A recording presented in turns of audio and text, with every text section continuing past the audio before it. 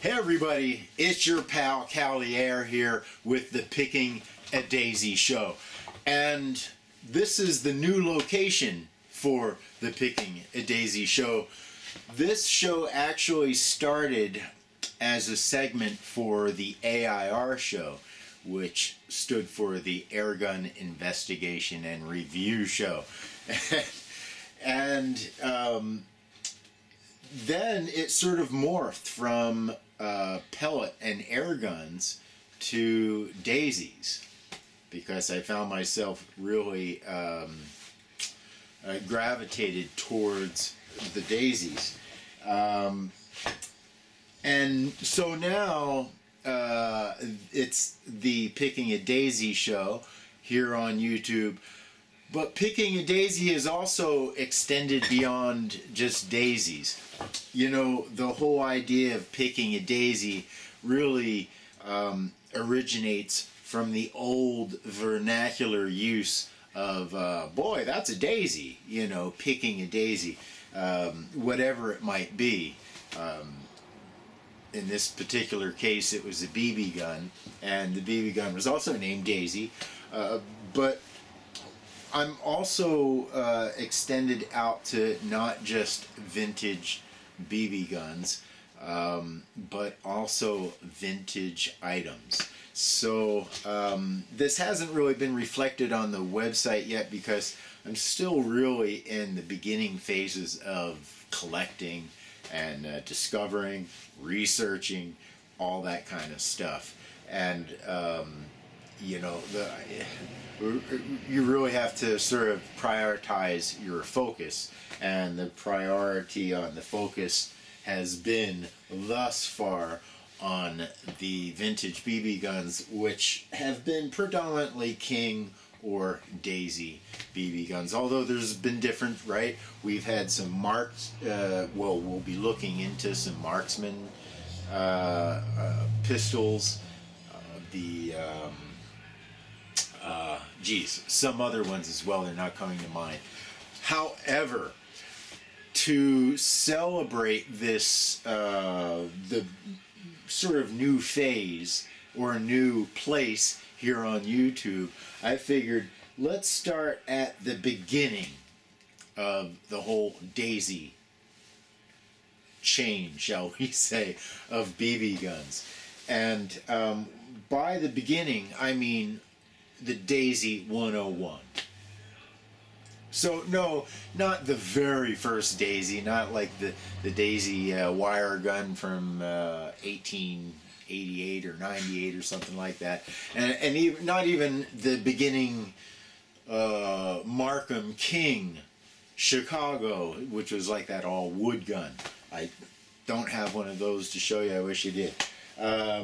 But no, when I say the Daisy 101, I literally mean the Daisy 101. And what this show is going to be about is, or at least today's episode will be about the Daisy 101 and the 102. Yeah, that's right, the Daisy 101, or the 101 of the Daisy and the 102 of the Daisy. We're really packing them in.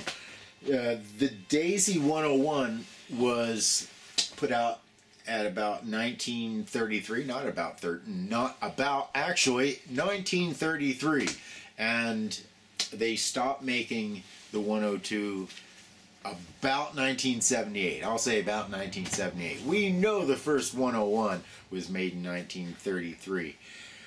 We also know that the first 102 was also made in 1933. So the 101 and the 102 really were made at the same time, and somewhat companion guns. Now, as the numbers might infer, the 101 was a single shot, and the 102 was I believe I'll look it up here so we're not guessing. Oh, it's not telling me. I do have some other sources right before me, so that way we don't have to rely on my memory so badly. 500 shot, that's right. The 102 was an affordable 500 shot, sort of an upgrade, of course, to the 101. It was also an upgrade in the sense that it was nickel plated. Why am I talking about this and not showing it to you? Well, let me first show you what you would have gotten if you couldn't afford the 101. The 101 was actually advertised as a daisy for $1. And $1 for during the Depression era, that still had to be a lot of money. But this is what you got if you had about $1.95. You got yourself a Buzz Barton, or maybe even you got the more fancier one, right? The Super Buzz Barton Special, the Model 33. Maybe you would have gotten that, but you couldn't afford it. Well, Daisy came up with a good idea, and well, it probably came from this gun, which is the Markham King 2233. So, and the reason I say that is because, look, this one is identical, except for, of course, the marking on the receivers. This is a King. Yes, this is a King. And this is a Daisy. So they're really both the same guns. So they pretty much had Markham's patents and those guns and everything by then. So I think they decided that they were going to make use of these here King guns and start stamping them the Daisy 101. So this is the Daisy 101, Model 33. It has the cast iron lever, and it is very much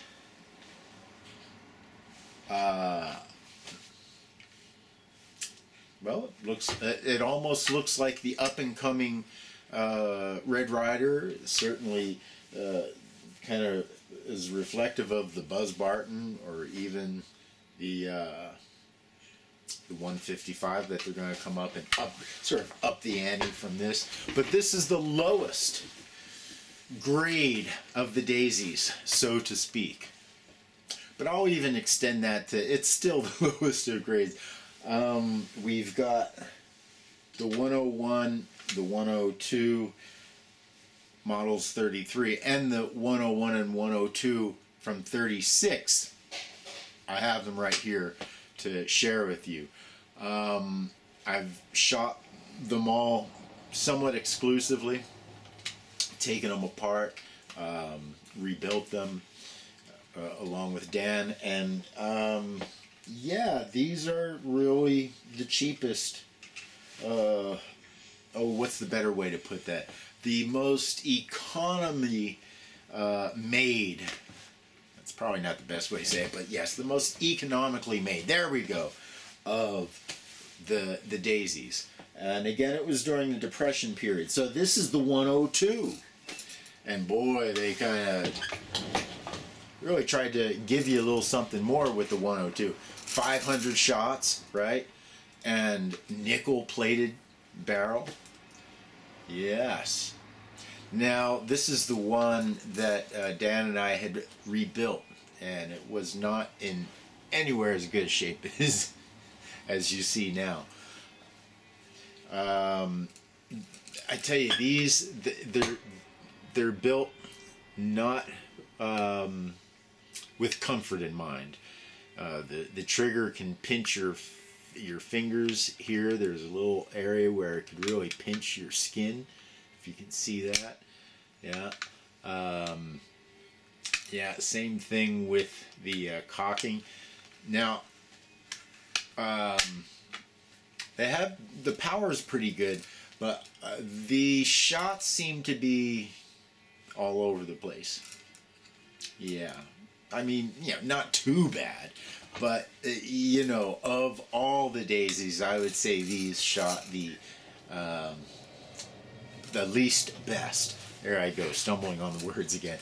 We had to drill the rivets. They made this 102 Model 33 so you couldn't get to the shot tube, which meant if something went wrong in there, you couldn't fix it. You had to pretty much send it back to the company. Yeah, I don't think that was such a great idea. I'm not quite sure if the 2233, no, the 2233 was not made like that. But the 101 was also made in the same fashion, where you could not take this out. I'll just double check, make sure I'm saying that properly. No, you could take the 101 out. I'm sorry, you could, but not the 102. There we go. Got that straight. So these we had to drill the little weld, because they kind of tack welded in or something in there. So we had to drill that in order to pull it out and to clean it up and fix it up. Put new leather seals in there, and now it shoots as well as a 102 from 1933 could ever shoot. And apparently it was a good enough seller that they continued and put out a slightly longer barreled model, just by a little. And this is now the Model 36 101. Now, interesting about the 101, I'm not quite sure this, well, let's look. Does this have a retainer spring? No, it does not. So, an interesting thing about the Model 33 single shots. They didn't have a retainer spring. So if you didn't, the barrel, if it wasn't pointed in the right way, the BB would roll out on its own. The lead BB would roll out on its own, because these were, of course, made for the lead BBs.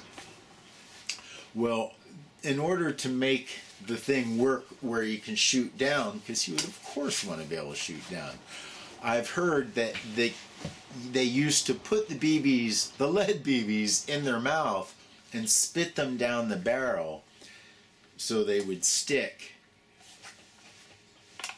and then you'd be able to drop the barrel and the saliva would make them stick.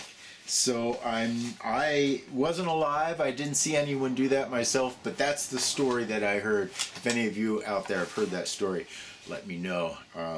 See if we can verify that to be fact or fiction. So yes, this is the 101 from 1936. It shoots meh. You know, same thing. You know, I'm not even quite sure how I could speak of the power on this particular one. I don't think we redid the seals on this or not, because it works just fine. And then we have the Model 36 102. And oh, this one's ready to go. And I believe this should be nickeled. Yeah, you could kind of catch the nickeling on here. This is really brown pitted, or not so pitted, but brown, that's for sure, where I believe it should be nickeled. Again, a 500 shot, and you know, an okay shooter. So this is the 102s. I don't know if I'm missing anything here. During the Depression, they had to offer some sort of product. They didn't have to, but they decided that they would make a product that and scale it to the point where they could sell it to anybody for $1. So and there it is, the 101 and the 102. They made these things out till 1978. As far as my research has been able to tell. I will be releasing these guns now that I've had my hands on them. I got to, fix them and clean them up. I'm going to be releasing these guns, these 101s and 102s on eBay and also on the pickingadaisy.com site. There's a 102 that I won't be releasing, ironically enough, because this is really a, well, is it? I always have to double check. I'm pretty sure this is yes, this is a Rogers, Arkansas gun from the 1960s, a Daisy Hedon Cub, a Daisy Cub. And this particular Daisy shoots like a charm. It's, I would say, right up there with the current 105B Bucks, the Daisy Bucks. Yes, and this is really a clean gun. It's a painted barrel, aluminum lever, no safety. So this is from the 60s. I mean, it could have been made somewhere as far out as the late 70s, but I don't think so. Pretty sure the Daisy Hedon was more prominent in the 60s. If anybody out there knows better, let me know. So I'm holding on to this one for a while. There's a good chance that this one may be released from the collection, but not quite yet. You know, guys, I'm a real sucker for these tiny, they're like little carbines, you know? They're so small and compact. And as you know, I've been successful hitting out at 50 yards with one of these, like a shovel head out at 50 yards with one of these things. So yeah, I'll be playing with that for a little bit more. But these are the only guns, I would say, in the Calier collection that I was unable to hit out at 50 yards. Now, they could shoot out at 50 yards. I just wasn't able to hit out at 50 yards with these. So, you know me. Honesty best policy. Honesty best policy. There we go. Flows. Yeah, so, if you're looking for a great shooter in the Daisy line, well, the 101 and the 102s are not it unless you're picking up a 102 Cub from the 60s or 70s. Now, and by the way, this is with the wood stock. That's why I'm assuming this may be more 60s than 70s. I'm pretty sure they made some Cubs with the plastic stocks, perhaps by the 70s. Again, if you know any better, guys, just let me know in the comments. I'd love to hear from you. That is it for the Daisy 101 and 102s. I've got quite a few more guns that I'll be showing you, especially some new ones that have come in. I'm going to be releasing a lot of guns from the collection. So if there's something on the website, on the Daisy, pickingadaisy.com website that interests you, be sure to contact me, and maybe we can work something out before I actually am able to post it on eBay. I'm really making sure that all of the guns are in tip-top shape and are functioning. I don't want to sell a gun that is not going to work or work for a while. I think most of these guns should work for a lifetime. Even the 102, the 101 and the 102s, they should work as intended for a lifetime. So that's it, guys.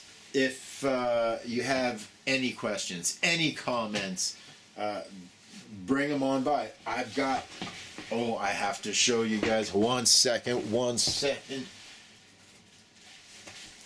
There we are. I couldn't let you guys go without the Picking a Daisy sticker. I have them available on the pickingadaisy.com website. $4, post-paid. I'll send it to you. And anyone that buys a gun from the from me, essentially from the Calier collection, I'll include one of these with the gun, of course, right? This is the Picking a Daisy show. Be sure to check us out on Facebook. It's Picking a Daisy on Facebook. On the social medias, just look up Picking a Daisy. And of course, www.pickingadaisy.com. I'm your host, Calier. I'll see you next time, where we'll probably be talking about, I don't know, a certain Red Rider, perhaps.